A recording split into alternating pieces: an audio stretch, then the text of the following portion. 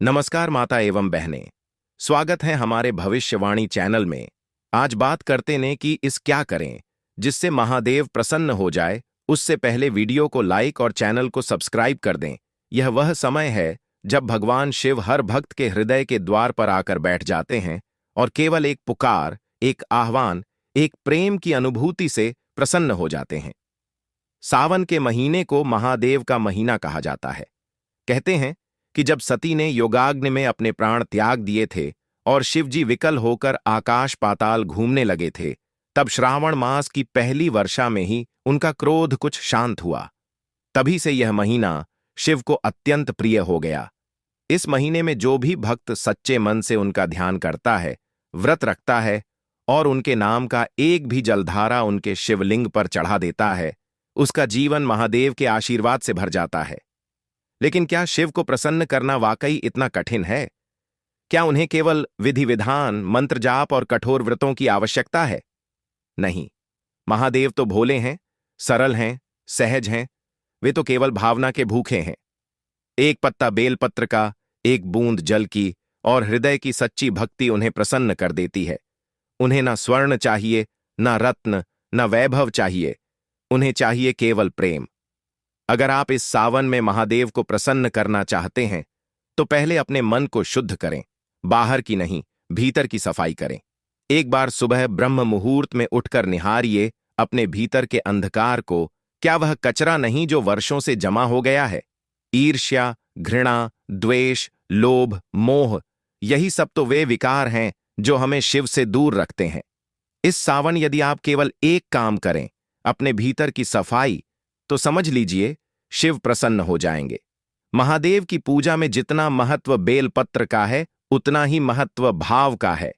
बेलपत्र की 3 पत्तियां त्रिगुणों का प्रतीक हैं, सत्व, रज और तम, जिन्हें आप शिव को अर्पण करते हैं तो यह दर्शाता है कि आपने अपने समस्त गुणों को, अपनी पूरी प्रकृति को उनके चरणों में समर्पित कर दिया है। इसी तरह अगर आप हर दिन सुबह स्नान करके शिवलिंग पर एक लोटा जल चढ़ाएं और मन ही मन एयूएम नमः शिवाय का जाप करें, तो आपकी आत्मा शिवमयी हो जाती है। यह कोई कठिन यज्ञ नहीं, कोई बड़ी तपस्या नहीं, बस एक छोटा सा नियम श्रद्धा से किया गया आपके जीवन को शिव के आशीर्वाद से भर सकता है। कई बार लोग कहते हैं कि घर में पूजा की व्यवस्था नहीं है, समय नहीं है, ज्ञान नहीं है, तो कैसे करें?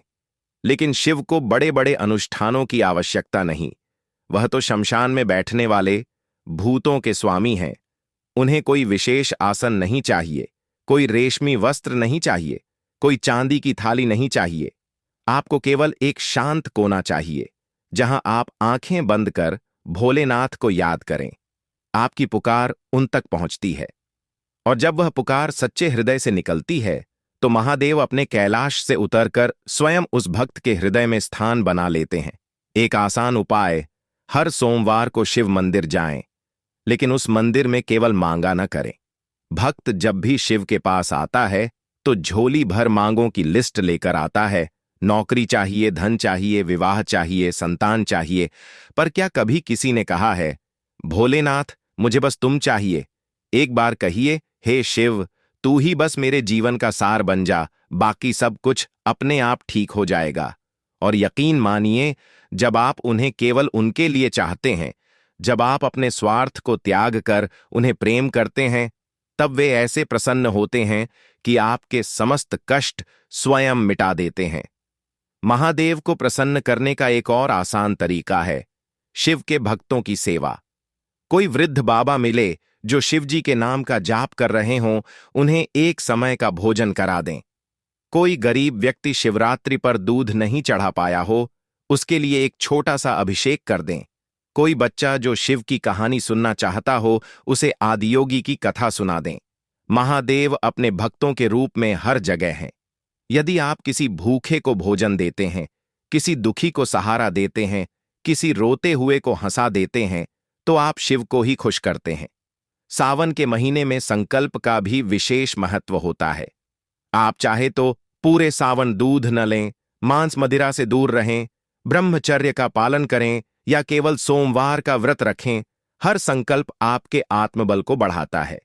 लेकिन यदि आप केवल इतना करें कि इस सावन अपने मन को, अपने विचारों को शिवमय बना लें, तो भी पर्याप्त है। महादेव के भक्त बनकर यदि आप दूसरों के जीवन में आशा की एक रोशनी बनते हैं, तो शिव स्वयं आपकी झोली भर देते हैं। एक सुंदर उपाय और AUM नमः शिवाय मंत्र का जाप। यह कोई आम मंत्र नहीं, यह स्वयं शिव का स्वरूप है। जब यह मंत्र आपके हृदय में गूंजता है, तो समझिए कि आप शिव से जुड़ गए हैं। इस मंत्र में 5 अक्षर हैं, न, म, शि, वा, या। यह पंचतत्व के प्रतीक हैं। जब आप इसका जाप करते हैं, तो आपके भीतर की पंचतत्वीय ऊर्जा संतुलित होती है और आप शिव के समीप पहुंचते हैं। सावन का महीना केवल बाहरी पूजा पाठ का नहीं, यह आत्ममंथन का महीना है। अपने भीतर झांकने का समय है, अपने कर्मों का मूल्यांकन करने का समय है। क्या हम वो जीवन जी रहे हैं? ऐसी वीडियो देखने के लिए चैनल को सब्सक्राइब कर दें।